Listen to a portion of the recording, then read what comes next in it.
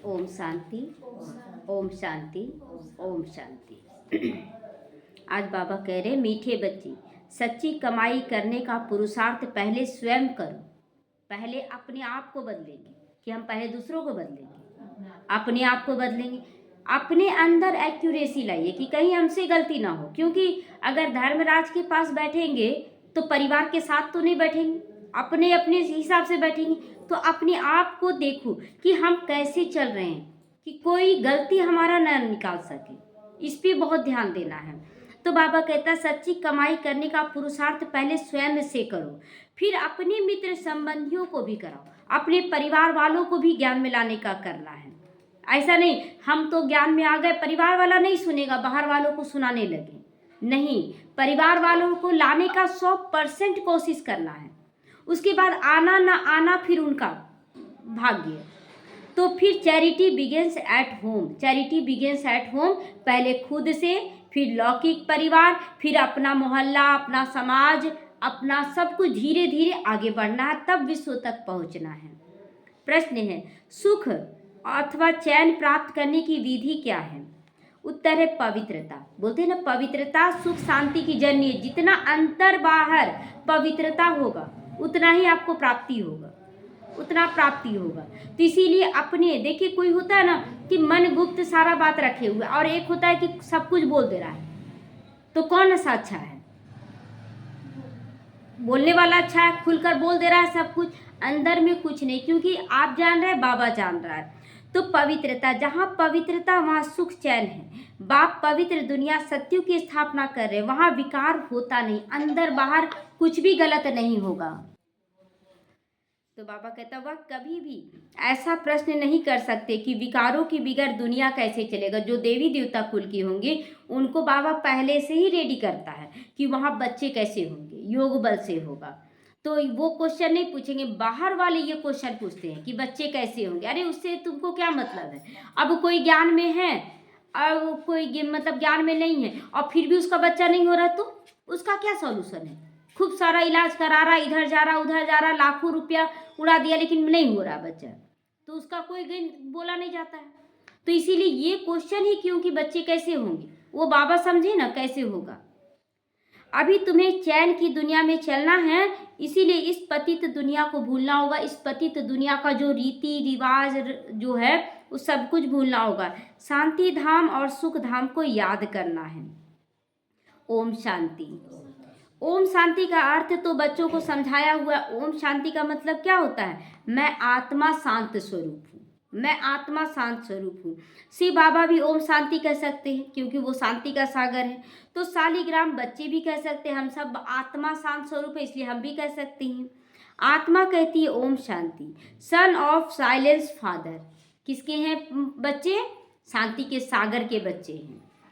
तो शांति के लिए जंगल आदि में जाकर कोई उपाय तो नहीं किया जाता है। शांति के लिए जंगल में जाकर रह लेंगे तो शांति मिल जाएगा? चले जाइए जंगल में और वहाँ भी पता चलेगा कि मन अशांत है, परिवार कैसा होगा, हम तो छोड़ के आ गए हैं, कैसे होगा, क्या कर रहा होगा, मन अशांत है। तो कहीं भी चले जाएं मन शांत नहीं होगा जब तक आपके मन में शांति नहीं है। तो आत्मा तो है ही साइलेंस। फिर उपाय क्या करना है? यह बैठ बाबा समझाते, उस बाप को ही कहते हैं कि वहाँ ले चल जहाँ सुख चैन पावे। बाबा को हम लोग बोलते बाबा ऐसा जगह ले चलो जहाँ हम सुख चैन पावे। चैन अथवा सुख सभी मनुष्य चाहते हैं, परंतु सुख और शांति के पहले चाहिए पवित्रता। अगर आप अंदर बाहर में कहीं भी कुछ गलत रखे हुए किसी आत्मा के प्रति तो वो जरूर अटैक करेगा, वो जरूर अटैक करेगा। इसलिए सबसे पहले बाबा को सामने रखना, धर्मराज को सामने रखना कि मेरे मन में किसी भी आत्मा के लिए कुछ ना रहे, किसी भी के लिए नहीं। लाख वो बुरा कर रहा है लेकिन मेरे मन में नहीं रहना चाहिए, ये अपना रखिए, अपना कर्म रखना है। तो पवित्र को पावन, अपवित्र को पतित कहा जाता है। पतित दुनिया वाले पुकारते रहते हैं कि आकर हमको पावन दुनिया में ले चलो। वह है ही पतित दुनिया से लिबरेट कर पावन दुनिया में ले चलने वाला। शिव बाबा कौन है? जो हमें पतित दुनिया से निकाल कर पावन दुनिया में ले जाता है। सतयुग में है पवित्रता, कलयुग में है अपवित्रता। यहाँ तो देखिए घड़ी घड़ी अपवित्रता है, झूठ बोल दिया, कोई ईर्ष्या द्वेष कर रहा है, कोई कुछ कर रहा है, छोटी छोटी बातों को पकड़ रहा है, ये सब क्या है? अपवित्रता है। तो वह वाइसलेस वर्ल्ड या विषय विकारी वर्ल्ड है। यह तो बच्चे जानते हैं कि दुनिया वृद्धि को पाती रहती है। सतयुग वाइसलेस वर्ल्ड है तो जरूर मनुष्य थोड़े होंगे। सतयुग में निर्विकारी दुनिया कहा जाता है सतयुग को, तो वहाँ पर बहुत कम बच्चे होंगे लेकिन परफेक्ट बच्चे होंगे। और यहाँ कलयुग में अथाह परिवार है, लेकिन कोई परिवार एक दूसरे को देखना तक नहीं पसंद कर रहा, देखना चाह रहा। एक ही घर में है, कमरा केवल अलग है ना, अगर तड़प भी रहे तो दूसरे रूम से वो निकल कर नहीं आएगा, देखना नहीं चाहेगा। अब बोलते हैं हम लोग परिवार वाले हैं। क्या है परिवार वाला? तो थोड़े होते वहाँ। वह थोड़े कौन होंगे? बरोबर सतयुग में देवी देवताओं का राज्य होता है वहाँ। उनको ही चैन की दुनिया अथवा सुख धाम कहा जाता है। यह है दुख धाम। दुख धाम को बदलकर अब सुख धाम बनाने वाला एक परम पिता परमात्मा है। सुख का वर्षा जरूर बाप देंगे। वह बाप कहते हैं दुख धाम को भूल जाओ। वो बाप कह रहा है कि दुख धाम को भूलो, शांति धाम को याद करो, सुख धाम को याद करो। इसको ही मन मना भाव, मन से सुख धाम और शांति धाम को याद करना है। बाप आकर बच्चों को सुख धाम का साक्षात्कार कराते हैं ना, कि सतयुग में हम ये देख कर आए, साक्षात्कार जिसको होता है वो बताते हैं। तो दुख धाम का विनाश कराए शांति धाम में ले जाते हैं। इस चक्र को समझना है। 84 जन्म लेने पड़ते हैं। जो पहले सुख धाम में आते उन्हों के 84 जन्म। सिर्फ इतनी बातें याद रखें तो बच्चे सुख धाम के मालिक बन सकते। अब देखिए 4 फ्लोर है मकान का, चौथा फ्लोर वाला नीचे तक देखेगा। क्यों? क्योंकि वो उतरेगा नीचे तो चारों फ्लोर से होते हुए नीचे उतरेगा। लेकिन जो नीचे फ्लोर में रह रहा है, क्या उसको ऊपर जाने का अधिकार रहेगा? नहीं रहेगा। लेकिन ऊपर वाले को अधिकार रहेगा। तो नीचे वाला जानेगा नहीं कि ऊपर क्या हो रहा है, लेकिन ऊपर वाला जानेगा कि नीचे क्या हो रहा है। तो उसी तरह अगर हम लोग सतयुग के हैं तो हम लोग सब कुछ जानेंगे, लेकिन जो कलयुग की आत्मा को आप बोलेंगे कि ऐसा यहाँ पर होता है, यहाँ ऐसा, उन लोग नहीं मानेगा। क्यों? उन लोग देखा ही नहीं है। तो बाप कहते बच्चे शांति धाम को याद करो, फिर वर्षे को याद करो कि हम कहाँ के रहने वाले हैं। सतयुग में सबसे ऊंचे फ्लोर में। तो सुख धाम को याद करो। पहले पहले तुम शांति धाम में जाते हो तो अपने को शांति धाम ब्रह्मांड का भी मालिक समझो। बाबा बोलता ना, बाप मालिक है तो बच्चा भी मालिक है, तो हम मालिक समझें।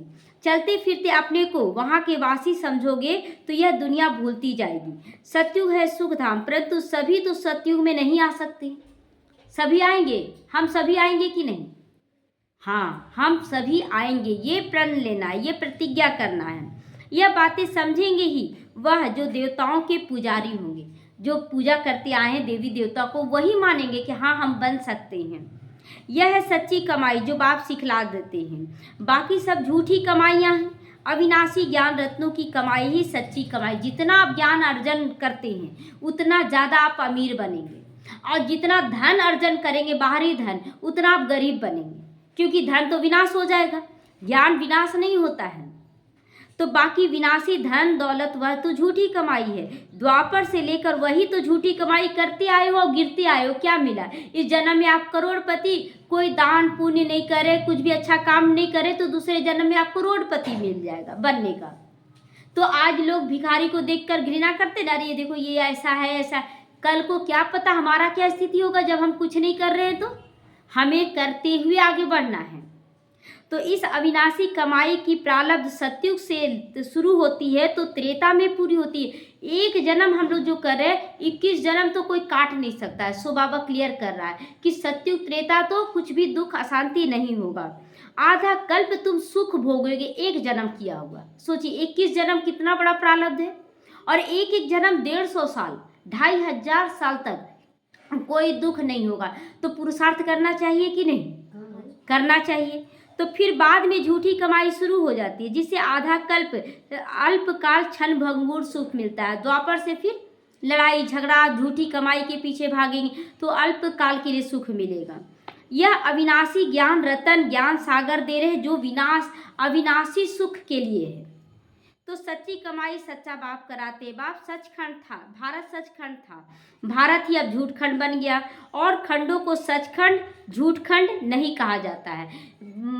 चीन है, पाकिस्तान है, और भी विदेश है, तो उसको ना सचखंड कहेंगे ना झूठखंड। वो सब आया बाई फ्लॉट, बीच में आया खत्म हो गया। सचखंड बनाने वाला बादशाह भी ट्रुथ वह है, शिव बाबा ट्रुथ है। तो वो सत्य है, तो सत्य भारत हमेशा रहेगा। इसीलिए अगर युद्ध भी लग रहा है ना, तो उसको कहा जाता है महाभारत युद्ध। क्यों? क्योंकि सब भारत से ही, जब से एक माता पिता होते हैं उसके 4 बच्चे हैं, 4 बच्चे बढ़ गए, फिर 4 बच्चों का 4-4 बच्चा हुआ, सब बढ़ते चले गए, लेकिन कहलाएंगे पहला माँ बाप के। लेकिन दूसरा भाई का भी बच्चा हुआ, क्या वो उस भाई का कहलाएगा? वो अपना ही माँ बाप का नाम लेगा, लेकिन दादा दादी का नाम चारों बेटे को का बच्चा लोग लेगा। तो ये सब समझना है। तो भगवान ही ट्रुथ है, चाहे जितना भी धर्म स्थापक आ जाए, लेकिन भगवान अपनी जगह है, सच्चा है, एक गॉड फादर, बाकी सब झूठे फादर हैं। चाहे वो कोई भी गुरु नानक आए, चाहे इब्राहिम आए, चाहे ईसा मसीह आए, कोई भी है, लेकिन वो देहधारी थे, चले गए। लेकिन शिव बाबा अनादि है, वो विनाश नहीं होता है। सतयुग में भी सच्चे फादर मिलते हैं, क्योंकि वहाँ झूठ पाप नहीं होता, बंधन नहीं होता, वहाँ देवी देवता भी सच्चे होते हैं, तो इसलिए उसको सच बाप उसको भी कहा जाता है। यह है पाप आत्माओं की दुनिया, वह है पुण्य आत्माओं की दुनिया। तो अब इस सच्ची कमाई के लिए बहुत बहुत पुरुषार्थ करना है। जिन्होंने कल्प पहले कमाई की है वो जरूर करेंगे, जो कल्प पहले किया है वो जरूर करेगा। पहले खुद सच्ची कमाई कर, फिर पीहर अथवा ससुर घर की यही सच्ची कमाई करानी है। चैरिटी बिगिंस एट होम, तो हमें खुद को तैयार करना है, फिर अपने परिवार वालों को दिखाना है, सब कुछ बताना है, फिर समाज वालों को बताना है। इस तरह से चैरिटी बिगिंस एट होम का सीढ़ी चढ़ते चले जाना है। सर्वव्यापी के ज्ञान वाले भक्ति कर नहीं सकते हैं। भक्ति क्या करेंगे? सर्वव्यापी बोल रहे कण कण में भगवान है, तो यहीं पर भगवान है, वो भक्ति क्या करने जाएंगे? तीर्थों पे क्या करने जाएंगे? तो जब सभी भगवान के रूप है तो भक्ति किसकी करती हैं? तो इसी दुबन से निकलने से में मेहनत लगती है कि भगवान सर्वव्यापी नहीं है, भगवान हमारी यादों में है, और जब हम याद करते तो भगवान सेकंड में पहुंच जाता है, लेकिन वो सर्वव्यापी नहीं है। अगर सर्वव्यापी रहता तो लड़ाई झगड़ा होता ही नहीं। माँ बाप अपने सामने बच्चों को लड़ता हुआ थोड़ी देखेगा।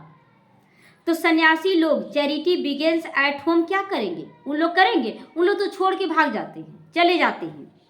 पहले तो वह घर बार का समाचार सुनाते ही नहीं। बोलो क्यों नहीं सुनाते हैं? बोलो क्यों नहीं सुनाते? ब्रह्मा बाबा अनुभवी है ना, तो सन्यासी से पूछते थे कि आपने घर बार क्यों छोड़ा, क्या कारण? तो बोले कि इस सब में क्या फंसना, तुम बाबा को याद करो ना, भगवान को याद करो, ऐसे टाल देते थे। लेकिन अगर हम बच्चों से पूछा जाए कि आप बाबा के ज्ञान में क्यों आए, बहुत खुलकर बोलेंगे, ऐसे हुआ था इसलिए हम लोग आए, हमको बहुत प्यार था बाबा से। तो मालूम तो पड़ना चाहिए ना कि क्यों सन्यासी बने। वो बतलाने में क्या है? फलाने घर के थे हम, मेरा इतना बड़ा परिवार था, क्या है बताने में? लेकिन वो बताते नहीं थे। तो फिर सन्यास धारण की ऐसा बताना चाहिए। तुमसे अगर कोई पूछे तो तुम झट बतला सकते हो, हाँ हम ऐसे आए, इतने समय से आए हुए हैं। सन्यासियों के फॉलोवर्स तो बहुत है, वह फिर अगर बैठ कहें कि भगवान एक है तो सभी उनसे पूछेंगे ना कि तुमको किसने ये ज्ञान सुनाया, तो कहें बीके ने, तो सारा उनका धंधा खलास हो जाए। उन लोग भी समझ रहा है कि ब्रह्मा कुमारी में जो ज्ञान दिया जा रहा है वो सच्चा ज्ञान है, लेकिन अगर उन लोग से बोला जाएगा तो उनका सर नीचा हो जाएगा, ऐसा वो समझते हैं कि अगर बोलेंगे ब्रह्मा कुमारियों का ज्ञान अच्छा है तो सोचते हैं कि मेरा सर नीचा हो जाएगा, इसलिए नहीं बोलते हैं। लेकिन अब तो बहुत सारे साधु सन्यासी भी मानने लगे हैं। ऐसे कौन अपनी इज्जत गंवाएगा, इसलिए नहीं बोलते हैं। फिर कोई खाना भी दे ना दे, इसीलिए सन्यासियों के लिए तो बहुत मुश्किल है आना। उस समय बोलता था बाबा कि सन्यासियों को तो फिर कोई पूछेगा नहीं, सब तो बोलेगा ब्रह्मा कुमारी अच्छा है, तो इसीलिए उन लोग नकारार चल जाते थे कि नहीं ये ज्ञान सही नहीं है। तो पहले तो अपने मित्र संबंधियों आदि को सच्चा गीता का ज्ञान देना है, सच्ची कमाई कराना पड़े अपने परिवार वालों के लिए भी। ऐसा नहीं कि हम अपने आ गए और परिवार वालों को अरे उन लोग तो खाने पीने वाला है खाने पीने, खाने दीजिए ना, ज्ञान देने में क्या हर्ज है। तो वे 21 जन्मों का सुख पावे, ये भावना जरूर रखनी है कि परिवार वाले भी इस ज्ञान को लें। बात है बहुत सहज, परंतु ड्रामा में इतने शास्त्र मंदिर आदि बनने की भी नूंद है। शास्त्र में शास्त्र भी बनना नूंद है, इतना सारा मंदिर भी बनना नूंद है, सब कुछ नूंद है। तो पतित दुनिया में रहने वाले कहते हैं अब पावन दुनिया में ले चलो। सत्यु को 5000 वर्ष हुए, उन्होंने तो कलयुग की आयु भी लाखों वर्ष कह दी है। तो फिर मनुष्य कैसे समझे कि सुखधाम कहाँ है? लाखों वर्ष कहने में कोई समझेगा ही नहीं, बोले इतना कौन हिसाब लगाने जाता है, कब होगा कब नहीं। और 5000 साल का बाबा क्लियर कर देता है। तो कब होगा स्वर्ग? वह तो कहते हैं महाप्रलय होती है। अच्छा, महाप्रलय हो जाएगा तो कुछ बचेगा ही नहीं। प्रलय होगा? प्रलय नहीं होता है। प्रलय का मतलब सब खत्म, लेकिन हाँ परिवर्तन होगा धीरे धीरे। जैसे आप अच्छा कर्म कर रहे हैं तो इस जन्म में 50% अच्छा कर्म किए और ज्ञान लिए, और उसके बाद अगला जन्म में आपको बहुत अच्छा रोल मिला, फिर आपको ज्ञान मिला। जो 50% कमी था दूसरे जन्म में भी ज्ञान ले लिए, 100% बन गया, फिर अगला जन्म आपका कैसा होगा? बहुत सुंदर होगा। तो ऐसे करके हम लोग सत्युग ला रहे हैं। तो फिर सत्युग होता है तो पहले पहले श्री कृष्ण अंगूठा चूसता हुआ सागर में पीपल के पत्ते पर आता है। पीपल का पत्ता हरा भरा इसलिए दिखाते हैं ना सागर, क्योंकि चारों तरफ केवल जल ही जल होगा, थोड़ी सी जमीन बचेगी जिसमें श्री कृष्ण का जन्म होगा। तो अब कहाँ की बातें कहाँ ले गए हैं। अब बाप कहते ब्रह्मा द्वारा मैं सभी वेद शास्त्रों का सार सुनाता हूँ, इसीलिए विष्णु की नाभिक कमल से ब्रह्मा दिखाते हैं, फिर हाथ में शास्त्र दिखाते हैं, क्योंकि ब्रह्मा के द्वारा ही ना बाबा मुरली चलाया है, तो इसीलिए उनके हाथ में शास्त्रों को दिखाते हैं। अब ब्रह्मा तो जरूर यहाँ होगा ना, यहाँ ही ब्रह्मा बूढ़ा है, पतित है, तो यहाँ ही होगा। सूक्ष्म वतन में भी पतित नहीं रह सकता है, मूल वतन में भी कोई पतित नहीं जा सकता है। तो सूक्ष्म वतन में शास्त्र तो नहीं होंगे, शास्त्र तो यहाँ बना है, तो ब्रह्मा यहाँ होना चाहिए। विष्णु लक्ष्मी नारायण के रूप में भी यहाँ होते हैं। विष्णु यानी लक्ष्मी नारायण, पति पत्नी का कंबाइंड रूप विष्णु होता है, तो वो भी यहाँ होगा। ब्रह्मा से विष्णु बनता, फिर विष्णु से ब्रह्मा बनता है। अब ब्रह्मा से विष्णु निकलता है या विष्णु से ब्रह्मा निकलता है? अब देखिए यहाँ ब्रह्मा पुरुषार्थी हैं, तो ब्रह्मा से विष्णु तैयार हुए। अब विष्णु जब सत्युग त्रेता गुजार लेते हैं तो फिर विकार में गिरते, तो विष्णु से ब्रह्मा निकलते हैं। तो ये चक्र है, ये नहीं बोल सकते कि ब्रह्मा से विष्णु निकला कि विष्णु से ब्रह्मा, दोनों ही सत्य है। तो यह सब समझने की बातें हैं, परंतु इन बातों को समझेंगे वही जो अच्छी रीति पढ़ेंगे। बाप कहते हैं जब तक तुम्हारा शरीर छूटे तब तक समझते ही रहोगे। बहुत सारा ज्ञान है जो इतना जल्दी हजम नहीं होगा। तुम बिल्कुल ही 100% बेसमझ कंगाल बन पड़े हो, बेसमझ भी बन गए और कंगाल भी बन पड़े हैं। तो तुम ही समझदार फिर देवी देवता भी थे, ये भी बाबा बोल रहा है कि तुम ही देवी देवता थे। अब फिर से तुम देवी देवता बन रहे हो। मनुष्य तो बना ना सके ऐसा देवी देवता, उन लोग तो खुद ही मनुष्य है, तो मनुष्य देवता कैसे बनाएगा। तुम 100 देवता थे, फिर 84 जन्म लेते लेते एकदम कलाहीन हो गए हो। तुम सुख धाम में बहुत चैन में थे, अब बेचैन हो गए हैं। तुम 84 जन्मों का हिसाब किताब बता सकते हो। इस्लामी, बौद्धी, सिख, ईसाई, मठ, पंथ सब कितने जन्म लेंगे, यह हिसाब किताब निकालना अब सहज हो गया है। बाबा क्लियर जो कर दिया ना कि कब कौन आएगा, तो उससे जन्म बता सकते हैं कि कौन कितना जन्म लेगा। स्वर्ग के मालिक तो भारतवासी ही बनेंगे। सैपलिंग लगती है ना, तो ये समझानी है। खुद समझ जाएं तो फिर पहले पहले अपने माता पिता को समझाएं, भाई बहनों को ज्ञान देना पड़े। पहले तो अपने घर वालों को देंगे ना, तो गृहस्थ व्यवहार में रहते कमल फूल समान भी रहना पड़े।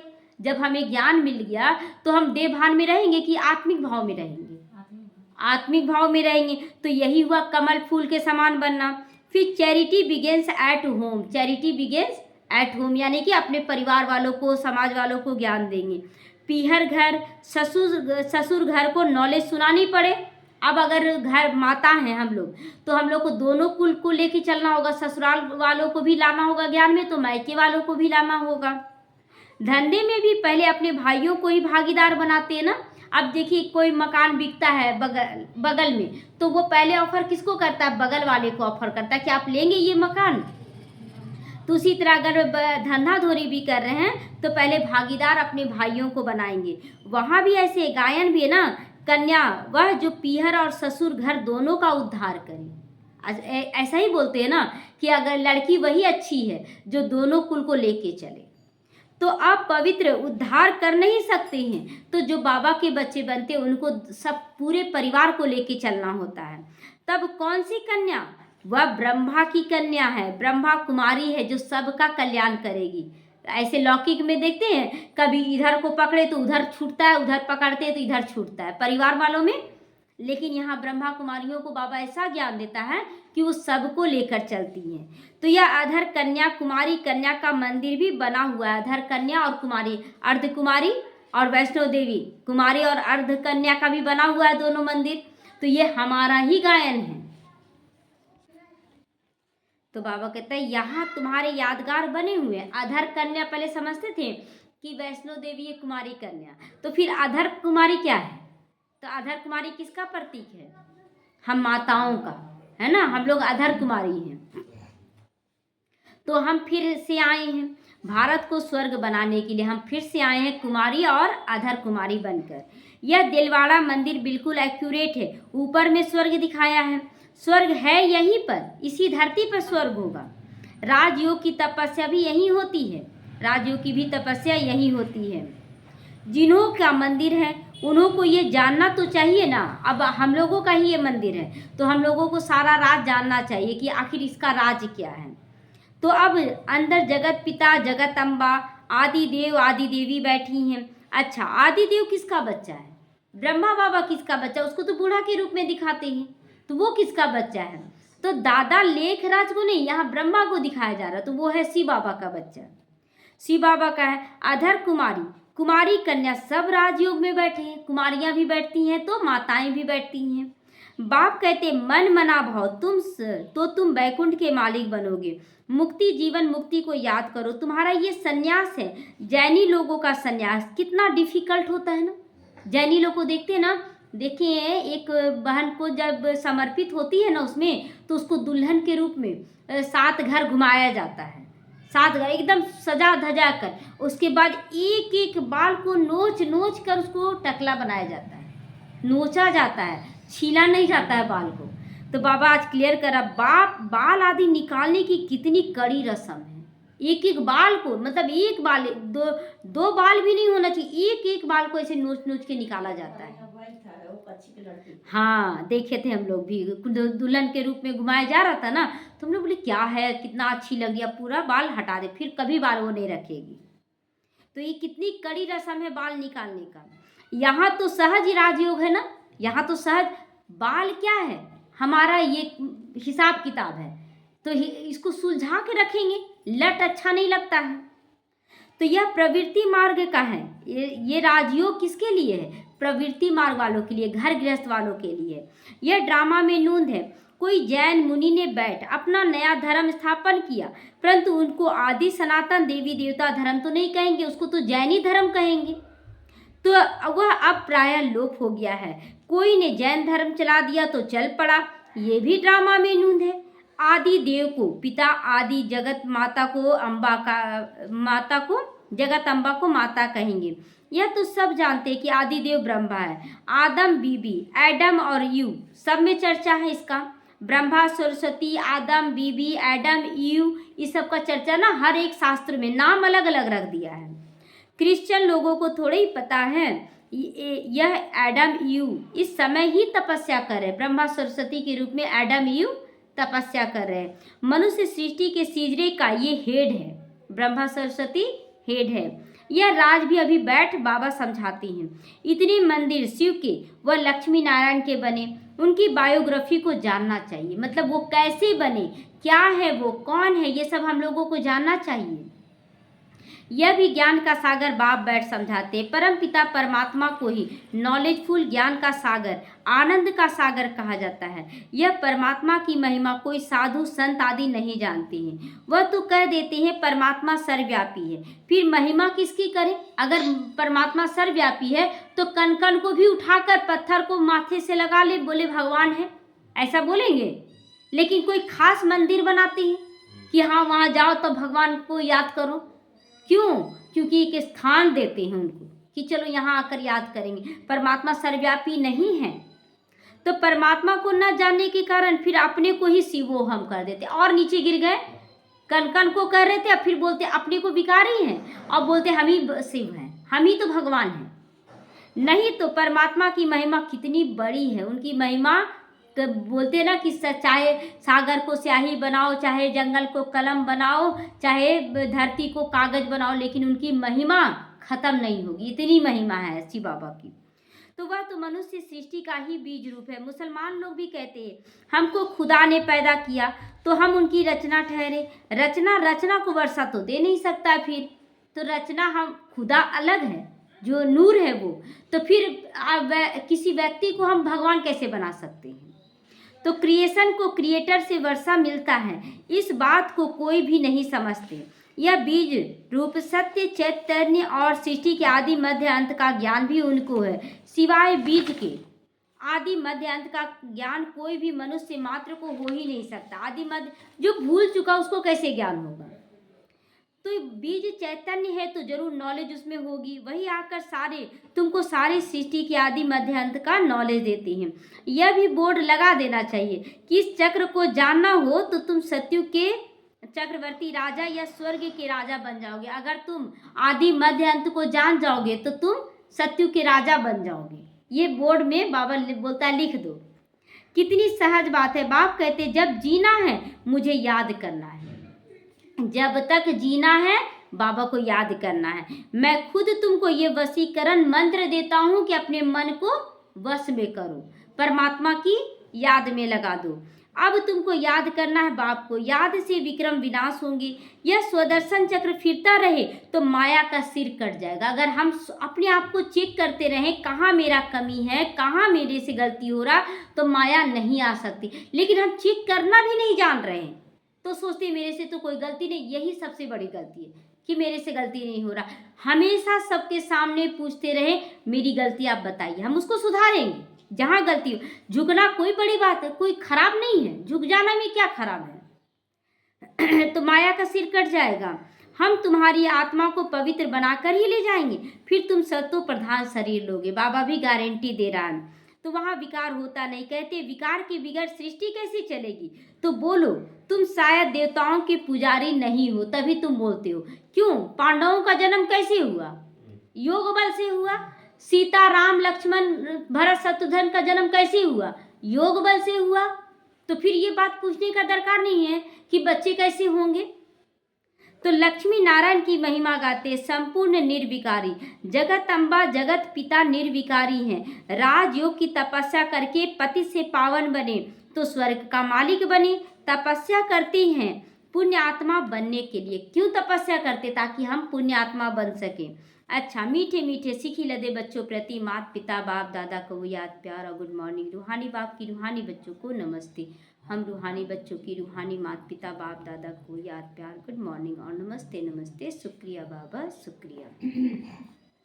धारणा के लिए आज मुख्य सारे इस पुरानी दुनिया को बुद्धि से भुलाने के लिए चलते फिरते अपने को शांति धाम का वासी समझना। मैं आत्मा हूँ, यही है शांति धाम का वासी बनना। तो चलते फिरते बुद्धि से करना है।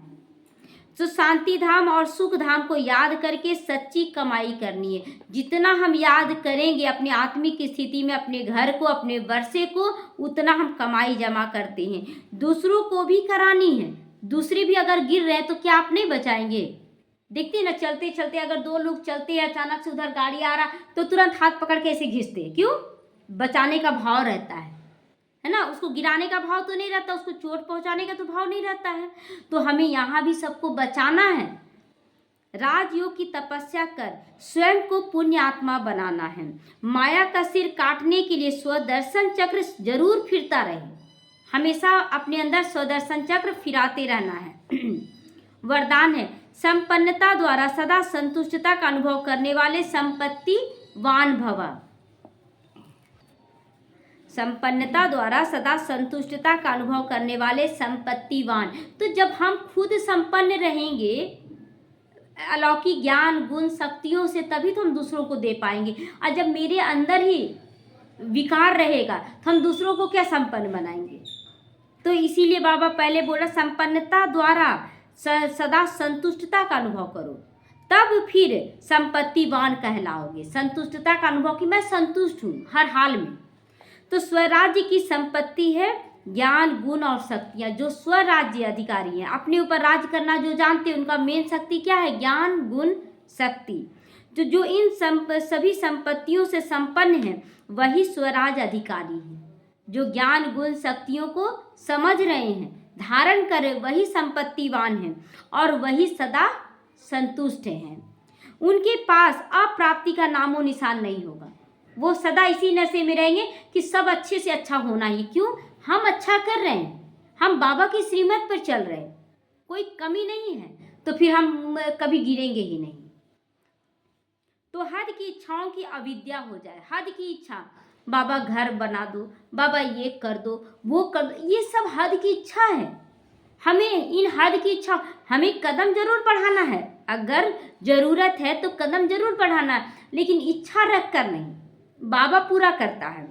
तो इसको कहा जाता है संपत्तिवान, मतलब हुआ ही पड़ा है, सब कुछ हो रहा है। बाबा ऐसा मकान बन रहा है, ये हो रहा है, संकल्प करना। और एक होता है बाबा बना दो बाबा, हम इतना करेंगे, बाबा ये करेंगे, बाबा ये हो गया मांगना। तो ये मांगने वाला स्थिति ना अविद्या कर देना है। मेरा सब कुछ है बाबा, बाबा बहुत सुंदर बना हुआ है, सब कुछ अच्छा हो रहा है, ये हो गया संकल्प सिद्धि। हाँ, तो ये होता है संपत्तिवान बनना। तो वो सदा दाता रहेंगे, मांगता नहीं रहेंगे, वो सदा दाता बने रहेंगे। वे अखंड सुख शांतिमय स्वराज्य के अधिकारी होती हैं। किसी भी प्रकार की परिस्थिति उनकी अखंड शांति को खंडित नहीं कर सकती। वो देखेंगे कि समस्या बन रहा है, छोड़ देंगे तुरंत, चलो ठीक है हम नहीं करेंगे, एकदम छोड़ देंगे कि चलो ठीक है, जैसे है वैसे ठीक है। तो स्वीकार करेंगे हर बात को। स्लोगन है, ज्ञान नेत्र से तीनों कालों को, तीनों लोगों को जानने वाले मास्टर नॉलेजफुल भव।